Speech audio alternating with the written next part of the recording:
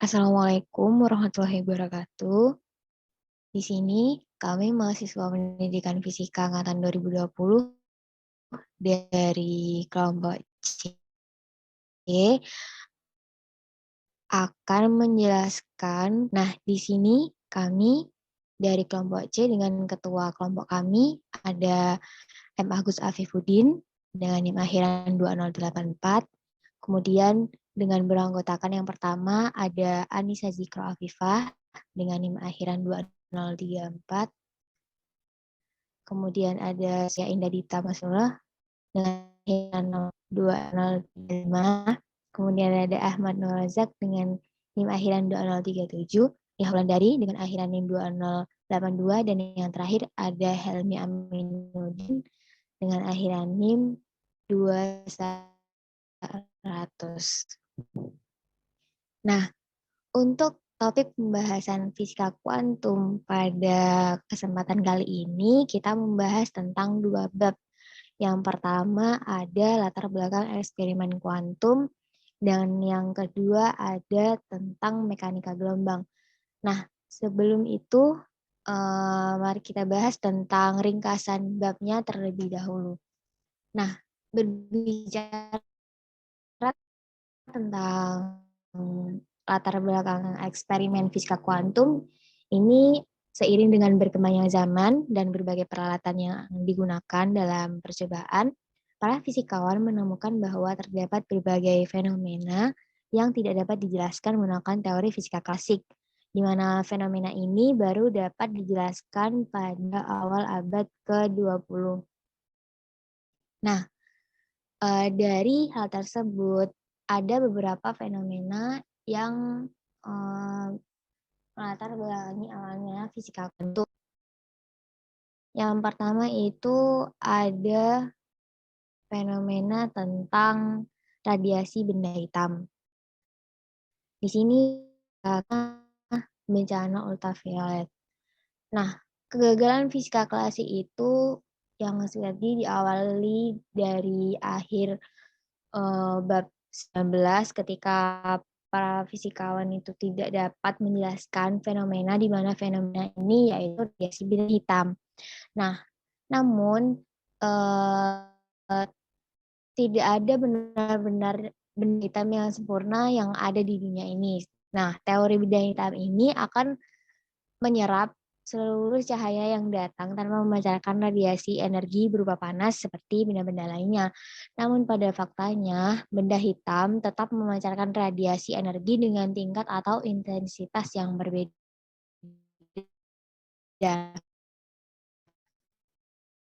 Nah, intensitasnya menggunakan Rayleigh-Jeans. Nah, hukum Rayleigh-Jeans ini ditemukan oleh Rayleigh dan Sir James Jeans pada tahun 1900. Nah, menurut hukum tersebut, semakin pendek suatu gelombang seperti sinyal ultraviolet misalnya, nah,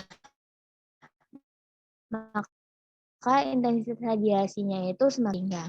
Nah, namun pada hasil eksperimennya menunjukkan bahwa semakin pendek gelombangnya, intensitasnya itu justru akan menurun. Nah, kegagalan hukum ini menjelaskan fenomena radiasi benda hitam yang kita kenal sebagai bencana ultraviolet. Seperti itu.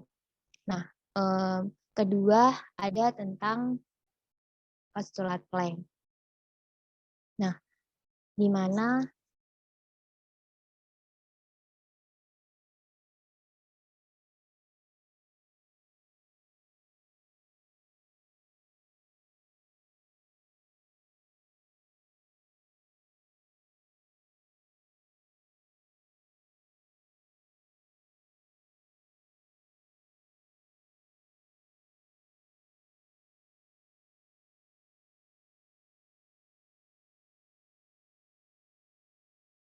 berkaitan dengan yang kuncinya energi yang dipancarkan oleh getaran atom atau molekul bersifat diskrit.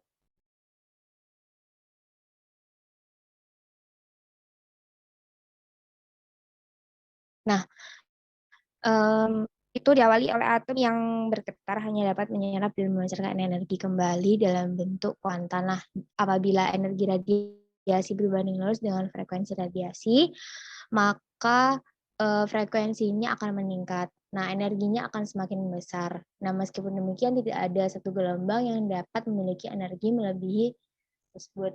Nah, hal ini membatasi intensitas frekuensi tinggi atau panjang gelombangnya. Nah, kemudian ada efek fotolistrik.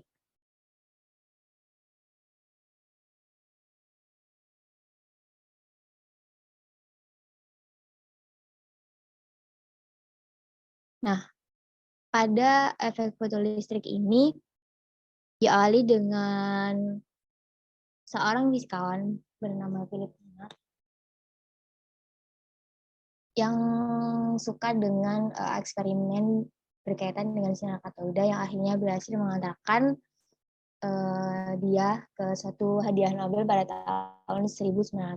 Nah, dalam penelitiannya Lenard ini menemukan bahwa ada hal-hal aneh yang dikira oleh cahaya dan elektron. Akibat adanya seberkas cahaya yang ditembakkan pada logam tertentu, nah ternyata cahaya tersebut dapat melontarkan elektron dari dalam logam tersebut. Nah, fenomena ini kita kenal dengan fenomena efek fotolistrik. Nah, dari percobaannya tersebut, percobaan yang seberkas cahaya yang ditembakkan ke dalam logam itu tadi, ada dua hal, yaitu yang pertama, ternyata energi kinetik elektron itu tercatat dan tidak bergantung pada intensitasnya. Yang kedua, ternyata setiap logam itu memiliki energi ambang logam. Nah, Philip Lenard ini dengan gagasan data yang empiris mampu merumuskan persamaan. Nah, kemudian pada tahun 1905 seorang fisikawan yang kita kenal sebagai Albert Einstein itu berhasil menerbitkan sebuah makalah ilmiah yang berjudul dapat menjelaskan tentang efek fotolistrik itu on a Harris viewpoint concerning the nature of light. Di mana dia itu menggunakan itu ya Poisson line, di mana E sama dengan F, di mana E itu energi muncul dan H itu nya Poisson line dan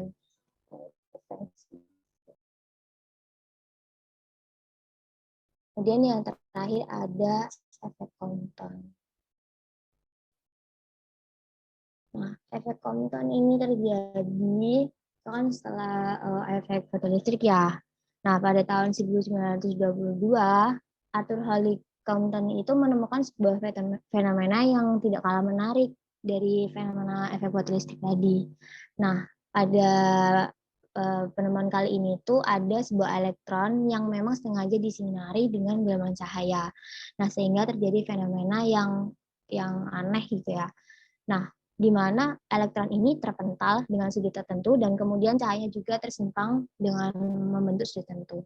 Nah, frekuensi cahaya dalam eksperimen ini berubah setelah terjadinya penyinaran tersebut. Jadi, fenomena ini kita sebut sebagai efek Compton, di mana ada tumbukan itu tadi antara gelombang dan cahaya. Nah, kemudian di ringkasan bab 2 membahas tentang mekanika kuantum, di mana mekanika kuantum atau gelombang ini merupakan kajian fisika yang menjelaskan tentang sistem atom dan subatom. Nah, konsep utama yang ditemukan dalam mekanika kuantum ini yaitu tentang teori medan kuantum, fisika kuantum, dan relativitas umum. Nah, dari hal tersebut ada beberapa hal yang perlu diperhatikan dalam mekanika gelombang ini. Yang pertama itu ada persamaan Schrödinger. Nah, di mana persamaan Schrödinger ini merupakan persamaan diferensial order 2 dalam variabel yang harus patuh pada hukum kekekalan energi. Hipotesa de Broglie dan berlaku baik terhadap beberapa sifat teman-teman seperti hingga, tunggal, dan sifat kontinuitas gitu. Nah, persamaan Schrödinger ini ada persamaan Schrödinger 1 dimensi, 2 dimensi, dan 3 dimensi. Itu. Nah, yang kedua ada interpretasi fungsi gelombang. Nah, di mana fungsi gelombang ini tidak dapat memberikan arti fisik secara langsung, namun dapat menentukan probabilitas atau kemungkinan partikel yang ditangkap pada layar. Nah, interpretasi probabilitas ini untuk fungsi gelombang partikel mencatatkan bahwa fungsi gelombang tersebut harus merupakan fungsi kuadratnya dan dapat diintegralkan serta nilainya itu bernilai sehingga itu. Setelah ringkasan bab 1 dan 2 tadi, sekarang kita menuju ke soal dan pembahasan. Untuk soal dan pembahasannya itu ada di bab 1, latar belakang eksperimen kuantum.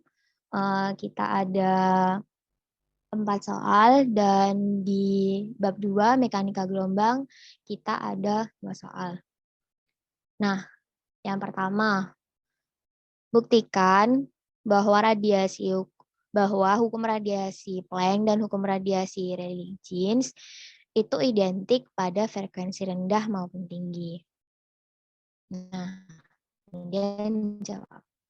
Pada hukum radiasi Planck dengan persamaan I P 8 pi H V pangkat 3 per C pangkat 3 itu sama dengan 1 per E pangkat plus HV per KT minus 1.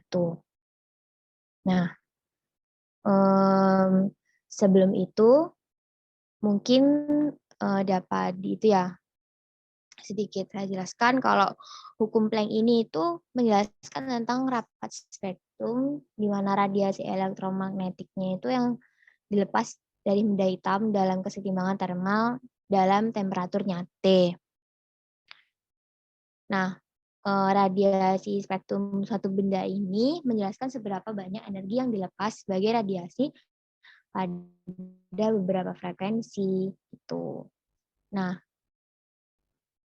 dengan pada hukum ini itu kan menggunakan ini ya konstan Boltzmann dan hanya itu konstanta Planck dan C-nya itu laju cahaya pada medium.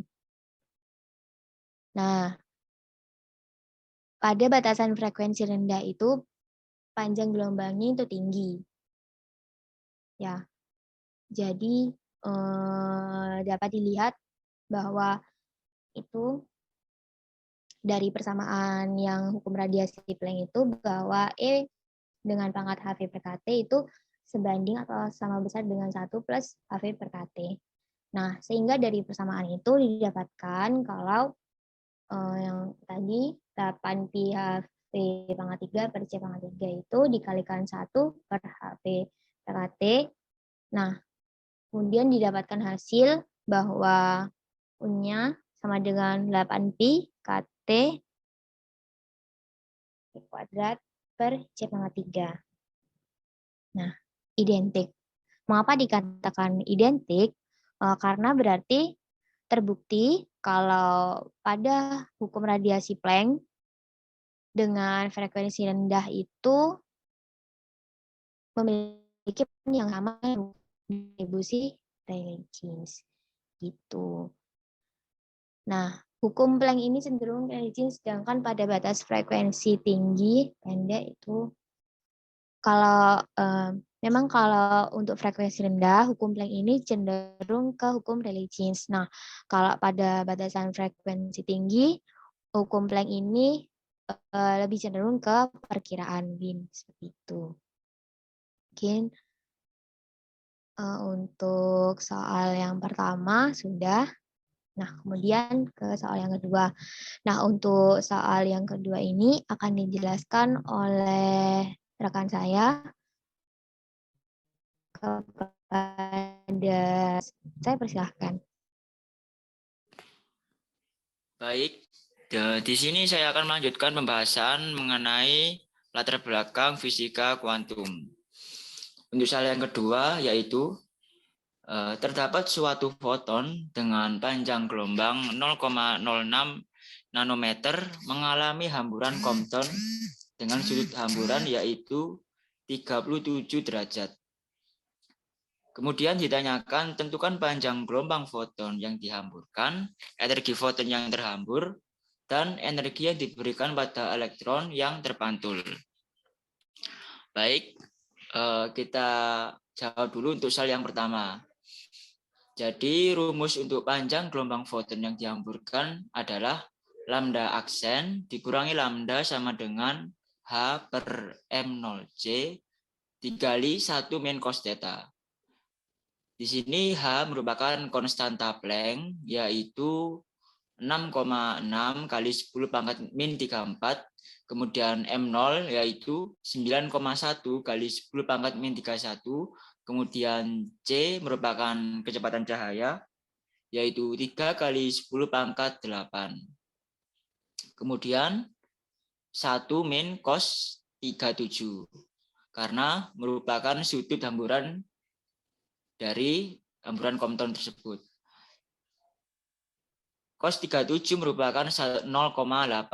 Jadi 1 dikurangi 0,8 hasilnya 0,2. Kemudian dikalikan 3 kali 9,1 kemudian 2,2 kali 10 pangkat min 11. Yaitu lambda aksen min lambda sama dengan 0,48 kali 10 pangkat minus 12 meter. Kemudian tadi diketahui panjang gelombang yaitu 0,06 nanometer. Nah, ini dikali 10 pangkat minus 9, soalnya dijadikan ke meter. Jadi lambda aksen min 6 kali 10 pangkat minus 11 sama dengan 0,48 kali 10 pangkat minus 12 meter. Hasil akhirnya panjang gelombang foton yang dihamburkan yaitu 6,048 kali 10 pangkat minus 11 meter. Baik, untuk soal yang kedua, bisa di next.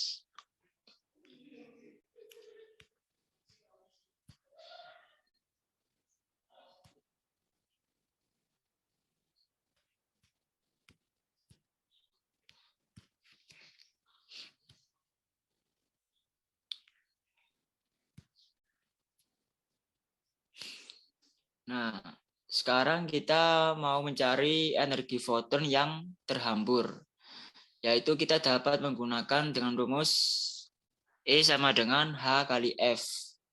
Nah, F sendiri ini adalah C per lambda. Jadi dapat kita substitusi E sama dengan H C per lambda. Jadi H ini merupakan konstanta Planck yaitu 6,6 kali 10 pangkat minus 34. Kemudian dikali C yaitu kecepatan cahaya 3 kali 10 pangkat 8.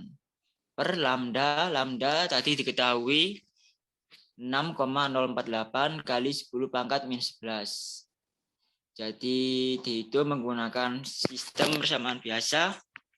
Ketemunya energi foton yang terhambur 3,26 kali 10 pangkat minus 22 Joule.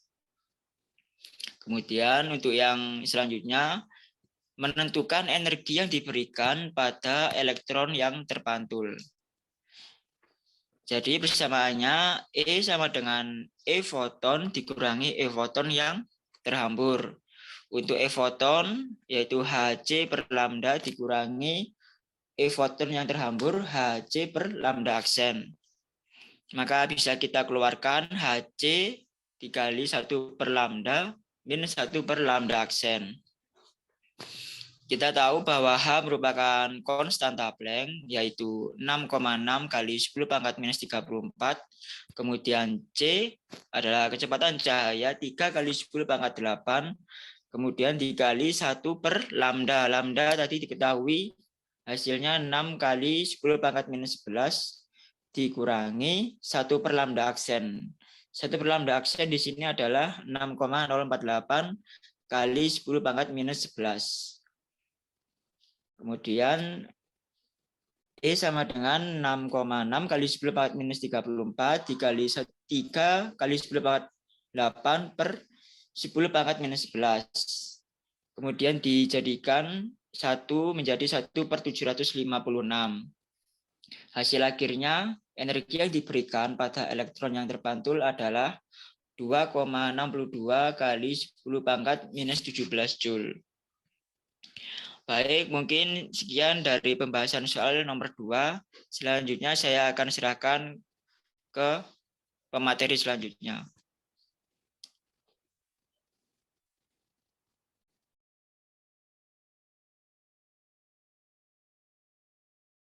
Oke, baik, terima kasih. Kemudian selanjutnya pembahasan soal nomor 3. Kepada teman saya yang bertugas, bersilah. Assalamualaikum warahmatullahi wabarakatuh. Di sini saya akan memaparkan tentang soal nomor 3. Nah, jadi tinjaulah sebuah permukaan potasium yang berjarak 75 cm dari sebuah bola lampu 100 watt. Anggaplah bahwa energi yang diradiasikan oleh bola lampu tersebut 5% dari daya masukannya.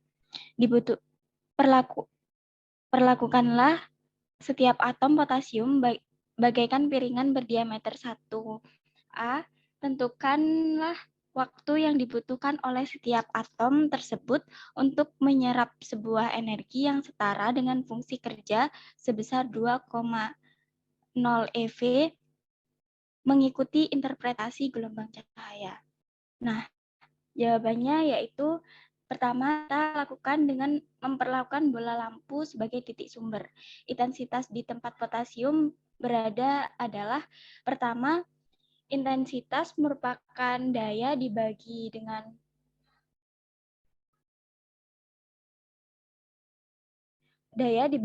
luas lingkaran sama dengan 100 watt kali 0,05 per 4 dalam kurung 0,75 kuadrat.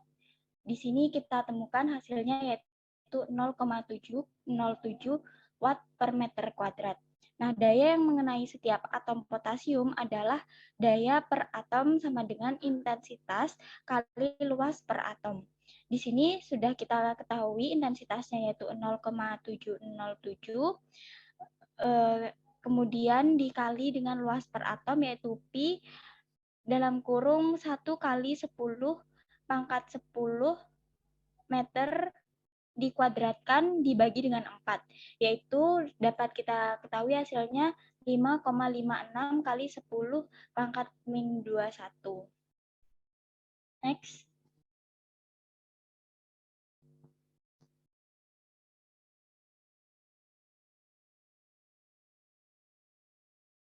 Next, Mbak.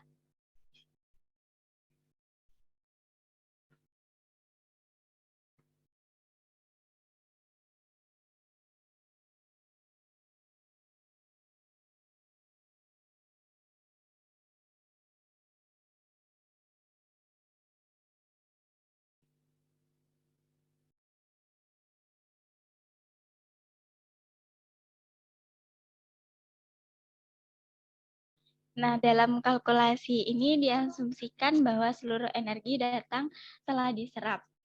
Ketika kebanyakan energi datang tersebut direfleksikan dalam sebuah bentuk gelombang, maka perhitungan waktu aktual dapat melebihi 57,6 sekon. Nah, dengan demikian bentuk gelombang radiasi elektromagnetik akan menghasilkan perkiraan bahwa waktu emisi memiliki nilai yang beberapa kali lebih besar daripada waktu yang diamati melalui eksperimen. Dalam hal ini lebih kecil daripada 10 pangkat min 9 sekon. Baik, saya serahkan kepada moderator.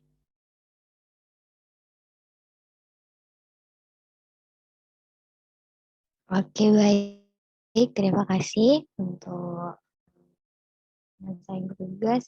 Kemudian ada soal dan pembahasan nomor 4. Kepada teman saya, rekan yang bertugas, saya persilakan. Baik, terima kasih atas waktunya. Di sini saya akan melanjutkan pemaparan soal untuk nomor 4, yaitu soalnya pada suatu percobaan fotolistrik, jika suatu logam disinari dengan foton yang memiliki panjang gelombang lambda 1, potensial yang dibutuhkan untuk menghasilkan arus elektron adalah V1, sedangkan jika panjang gelombangnya adalah lambda 2, dalam hal ini lebih kecil dari lambda 1, potensial penghentinya adalah V2. Kemudian jika sekarang panjang gelombangnya adalah lambda 3, dalam hal ini lebih kecil daripada lambda 1, tentukan besar potensial penghalangnya. Hanya dinyatakan dalam besaran-besaran tersebut di atas. Baik, persamaan yang berlaku pada efek fotolistrik ini pada kasus ini adalah sebagai berikut.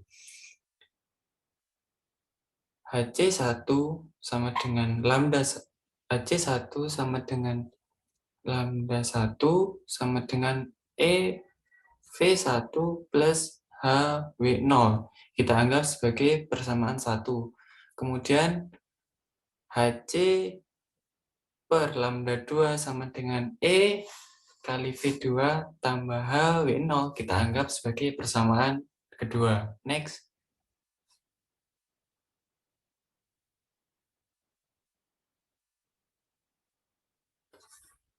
Nah, kemudian langkah selanjutnya yaitu kita eliminasi nilai HW0 sehingga kita dapatkan dalam hal ini kita mengurangkan persamaan 2 dengan persamaan 1 yang di atas tadi. Sehingga HC sama dengan lambda 2 dikurangi HC per lambda 1 sama dengan EV2 plus HW0 min dalam tanda kurung EV1 plus HW0. Kemudian kita buka kurungnya sehingga diperoleh HC per lambda 2 dikurangi HC per lambda 1 sama dengan EV2 ditambah HW0 min EV1 min HW0. Kemudian di situ kan terlihat bahwa HW0 plus dan min, maksud saya HW0 positif dikurangi HW0 sehingga diperoleh HC per lambda 2 min HC per lambda 1 sama dengan EV2 dikurangi EV1. Kemudian untuk ruas sebelah kiri kita keluarkan nilai dari HC. Kemudian untuk ruas yang sebelah kanan kita keluarkan nilai dari E sehingga diperoleh HC dikali dalam kurung 1 per lambda 2 dikurangi 1 per lambda 1 sama dengan E dikali dalam tanda kurung V2 dikurangi V1. Kemudian untuk E kita pindah ruaskan ke sebelah kiri sehingga hasilnya menjadi bagi. Kemudian untuk 1 per lambda 2 dikurangi 1 per lambda 1 kita pindah ruas sebelah kanan sehingga diperoleh HC per E sama dengan V2 dikurangi V1 per dalam tanda kurung 1 per lambda 2 dikurangi 1 per lambda 1. Kita anggap sebagai persamaan 3. Kemudian untuk efek fotolistrik dari foton ketiga berlaku persamaan bahwasannya HC per lambda 3 sama dengan EV3 plus HW0. Kita anggap sebagai persamaan 4. Persamaan 4 dapat ditulis menjadi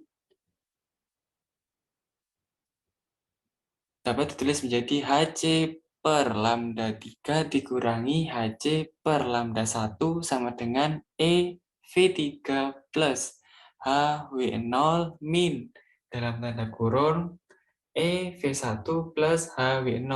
Kemudian kita buka kurungnya sehingga menjadi HC per lambda 3 min HC per lambda 1 sama dengan V3 plus HW0 min V1 min HW0. Kemudian di sini ternyata HW0 dapat kita kurangkan dengan HW0 juga, sehingga diperoleh persamaan HC per lambda 3 dikurangi HC per lambda 1 sama dengan V3 dikurangi V1.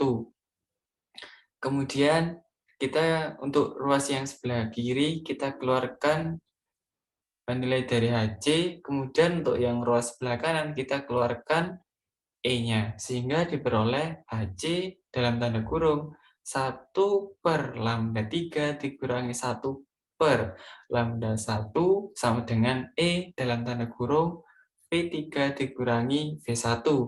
Kemudian E-nya kita pindahkan ruas ke sebelah kiri sehingga hasilnya menjadi bagi. Kemudian untuk yang dalam tanda kurung 1 per lambda 3 dikurangi 1 per lambda 1 kita pindah ruaskan ke sebelah kanan sehingga menjadi pembagi. Nah, sehingga diperoleh HC per E sama dengan V3 dikurangi V1 per dalam tanda kurung 1 per lambda 3 dikurangi 1 per lambda 1. Dalam hal ini kita anggap sebagai persamaan 5. Kemudian substitusikan persamaan 5 ke dalam persamaan 3. Dengan mengeliminasi HC per E, kita dapatkan V3 dikurangi V1 per 1 per saya ulangi lagi, V3 dikurangi V1 per dalam tanda kurung 1 per lambda 3 dikurangi 1 per lambda 1 sama dengan V2 dikurangi V1 per dalam tanda kurung 1 per lambda 2 dikurangi 1 per lambda 1 kita anggap sebagai persamaan 6. Next.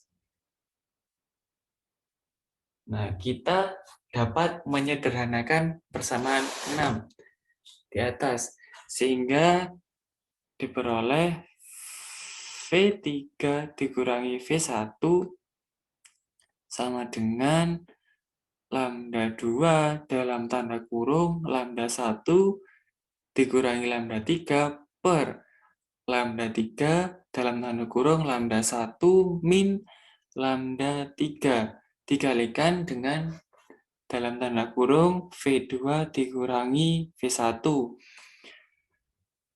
Kemudian di sini kita pindahkan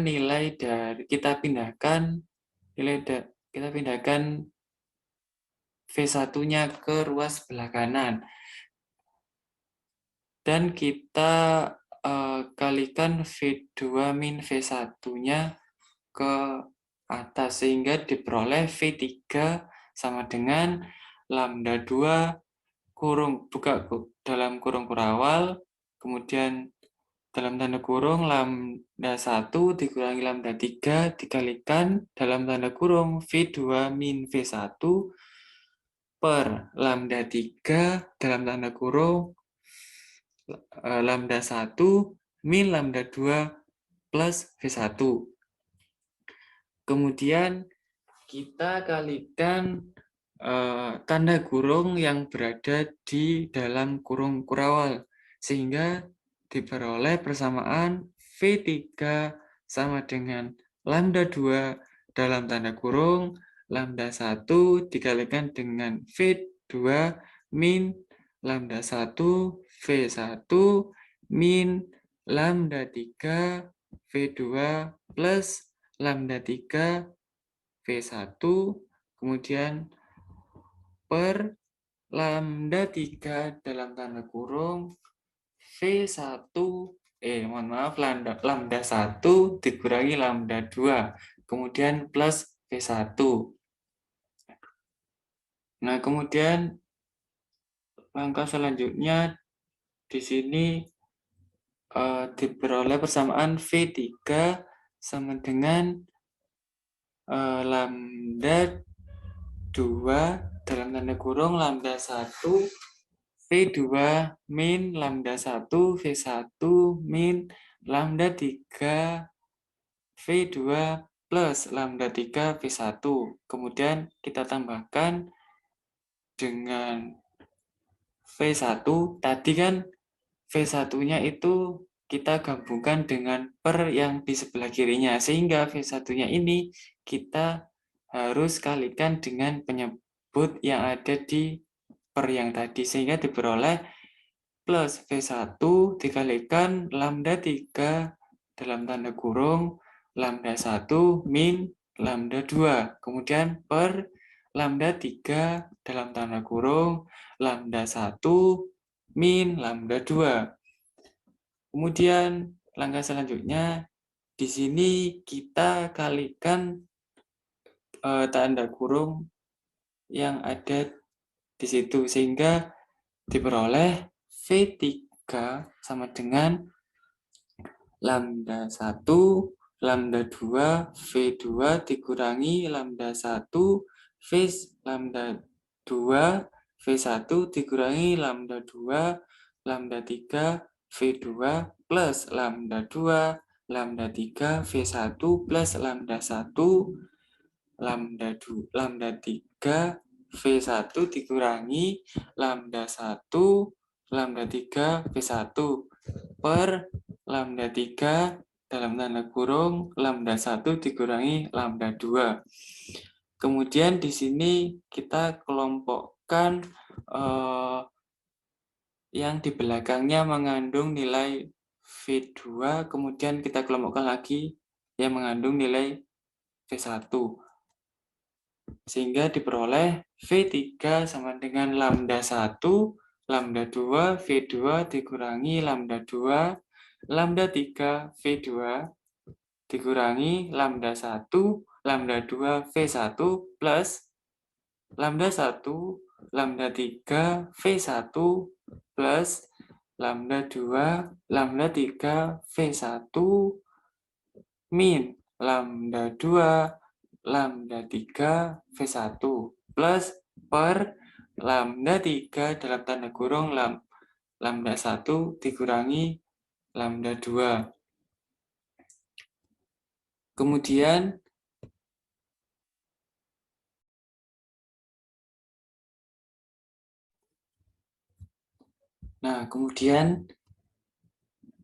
langkah selanjutnya yaitu ternyata di situ kan ada lambda 2, lambda 3, V1 dikurangi lambda 2, lambda 3, V1. Sehingga hasilnya akan menjadi 0. Sehingga persamaan selanjutnya berbentuk V3 sama dengan lambda 1, lambda 2, V2 dikurangi lambda 2, lambda 3, V2 dikurangi lambda 1, lambda 2, V1 plus lambda 1, lambda 3, V1 per lambda 3 dalam tanda kurung lambda 1 dikurangi lambda 2.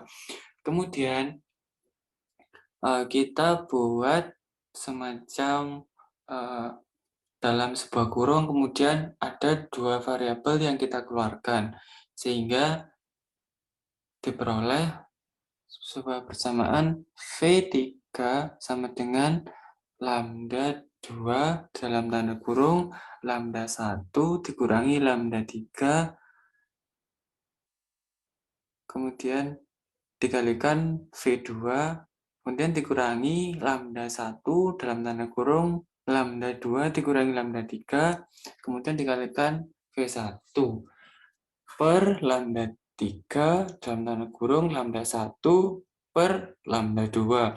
Kemudian kita buat penyebutnya itu menjadi D1/, sehingga diperoleh V3 sama dengan 1 per lambda 3 dalam tanda kurung lambda 1 dikurangi lambda 2.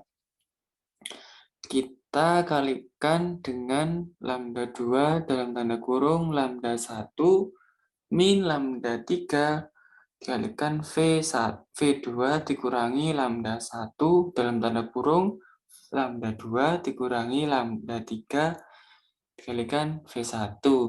Demikian pembahasan dari soal saya kembalikan ke moderator.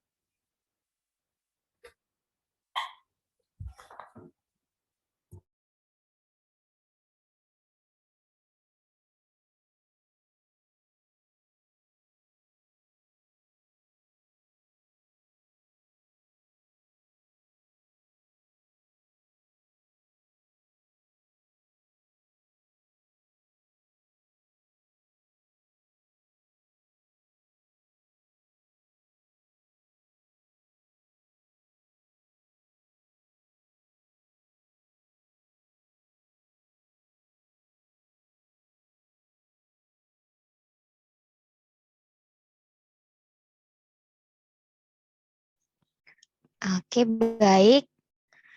Itu tadi soal dari bab 1 mengenai latar belakang eksperimen fisika kuantum. Kemudian sekarang kita menuju ke soal dan pembahasan dari bab 2 tentang mekanika gelombang. Nah, di sini ada 2 soal yang akan disampaikan oleh rekan saya. Kepada rekan saya yang bertugas, saya persilahkan. Baik, terima kasih. Di sini saya akan memaparkan soal sekaligus pembahasannya untuk bab 2 yaitu mekanika gelombang. Di sini yang pertama ini soal ini itu berkaitan dengan normalisasi fungsi gelombang ya. Untuk soalnya itu terdapat fungsi gelombang yang menggambarkan dinamika suatu partikel bebas dalam daerah minus L/2 kurang dari sama dengan X kurang dari sama dengan L/2 yang diberikan oleh persamaan psi X sama dengan N cos Px per L. Pertanyaannya, normalisasikan fungsi gelombang tersebut dengan menentukan faktor normalisasinya N. Kemudian di sini pembahasannya. Yang pertama itu normalisasi itu ada syaratnya. Nah, syaratnya itu integral minus L/2 sampai L/2 nilai mutlak psi X dikuadratkan dx itu sama dengan N kuadrat integral minus L/2 sampai L/2 cos kuadrat NX per L dx sama dengan 1. Nah, dari sini itu teman-teman dapat menggunakan hubungan trigonometri ya. Di sini hubungan trigonometri yang digunakan itu cos kuadrat alfa sama dengan setengah dalam kurung 1 plus cos 2 alfa. Sehingga di sini untuk hubungan trigonometri ini dapat teman-teman substitusikan ke syarat normalisasi di atas. Sehingga di sini akan didapatkan persamaan yaitu N kuadrat integral minus L/2 sampai L/2 dalam kurung setengah, terus dalam kurung lagi 1 plus cos 2 Px per L. dx sama dengan 1. Nah, sehingga di sini hasil integral untuk ruas kiri pada persamaan di atas itu adalah L/2. Nah, sehingga akan diperoleh suatu persamaan yaitu N kuadrat L per 2 sama dengan 1. Nah, nilai ini itu sebanding dengan N sama dengan akar 2 per L. Nah, dari persamaan ini, maka fungsi ternormalisasi dari fungsi gelombang pada soal di atas itu, yakni sebesar psi X sama dengan akar 2 per L cos NP cos pi X per L. Jadi next.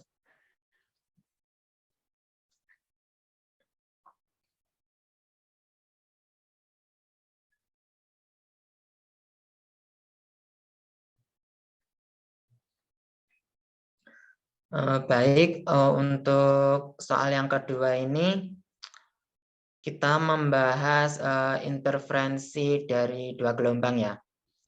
Ini termasuk gelombang materi atau kebolehjadian gelombang. Untuk soalnya itu, dalam suatu eksperimen difraksi celah ganda untuk gelombang elektron, dua berkas gelombang yang melalui celah 1 dan celah 2 itu masing-masing ialah psi 1 R,T dan psi 2 RT. Nah, di situ kemudian diberikan oleh persamaan, yaitu yang pertama untuk psi 1 RT itu sama dengan A1 R E pangkat I dalam kurung theta IR minus omega T. Sedangkan untuk psi 2 RT-nya itu sama dengan A2 R E pangkat I theta 2 R minus omega T. Nah, sedangkan yang ditanyakan itu intensitas hasil interferensi dari dua gelombang tersebut adalah di sini kita dapat menggunakan persamaan untuk interferensinya itu sama dengan nilai mutlak psi 1 2 dikuadratkan. Nah, ini setara dengan psi 1 nilai mutlak psi 1 plus psi 2 dikuadratkan. Nah, persamaan ini dapat teman-teman jabarkan lagi menjadi interferensi sama dengan nilai mutlak psi 1 dikuadratkan plus nilai mutlak psi 2 dikuadratkan plus psi 1 bintang kali psi 2 plus psi 1 kali psi 2 bintang.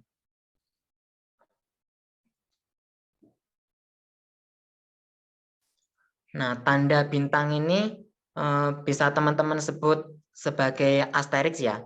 Di sini itu berarti itu menunjukkan fungsi konjugat kompleks dari fungsi gelombang. Nah, di sini jadi psi 1 asterisk ini menunjukkan fungsi konjugat kompleks dari fungsi gelombang yang pertama. Nah, sehingga dari rumusan ini bisa teman-teman tuliskan ke persamaan lain, yaitu interferensi sama dengan nilai mutlak psi 1 dikuadratkan plus nilai mutlak psi 2 dikuadratkan plus 2 RE dalam kurung psi 1 asterisk kali psi 2. Nah, oleh karena nilai dari RE psi 1 asterisk psi 2 ini setara dengan A1 kali A2 terus RE dalam kurung E pangkat I theta 2R min theta 1R.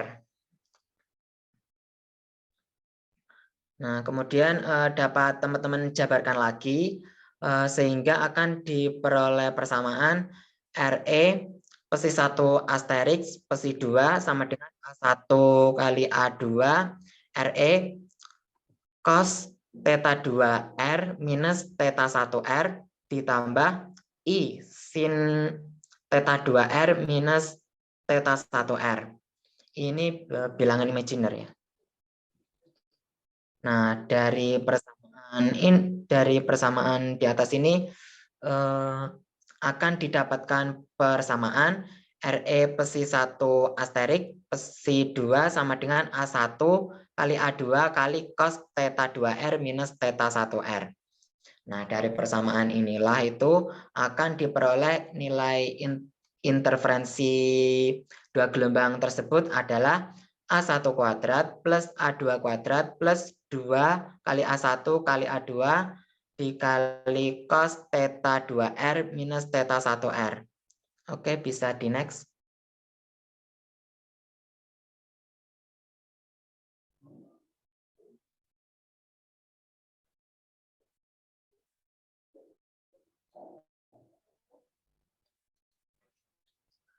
Nah, baik, saya lanjutkan. Perhatikan bahwa pada soal ini itu amplitude dari masing-masing berkas itu maupun sudut fasenya itu tergantung pada vektor posisi R. Nah, dari titik yang ditinjau intensitasnya terhadap pusat celah 1 dan celah 2. Nah, sehingga jika intensitas masing-masing berkas gelombang tersebut itu sama, maka persamaan intensitasnya dapat teman-teman tulis menjadi interferensi sama dengan 2A kuadrat plus 2A kuadrat cos theta 2R minus theta 1R. Karena tadi untuk celah 1 dan celah 2 nilainya sama ya, jadi A1 sama dengan A2. Jadi sudut theta 1R itu sama dengan theta 2R. Nah, di sini itu untuk kasus dua berkas yang simetris terhadap garis sumbu tengah dinding difraktor.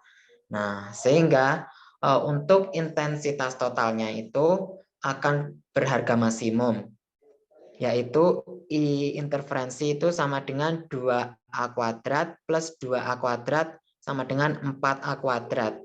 Atau bisa teman-teman tulis sama dengan 4I. Ini menunjukkan interferensi dari kedua celah tersebut. Interferensi dua gelombang pada celah ke-1 dan celah kedua. Oke, baik, mungkin itu saja pemaparan soal dan pembahasan yang dapat saya sampaikan. Kurang lebihnya mohon maaf, saya kembalikan ke moderator.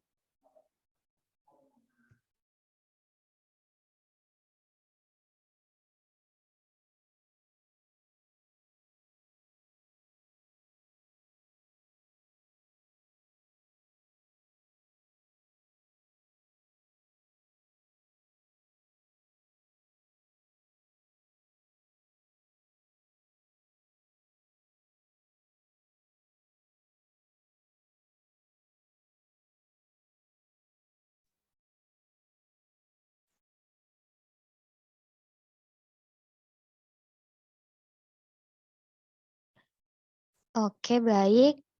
Itulah tadi serangkaian pemaparan materi dari kami, kelompok C untuk fisika kuantum pada bab 1 dan 2, di mana ada ringkasan dan soal pembahasan. Nah, saya mewakili teman-teman dari kelompok C. Izin mohon maaf apabila ada kurang dan salah kata.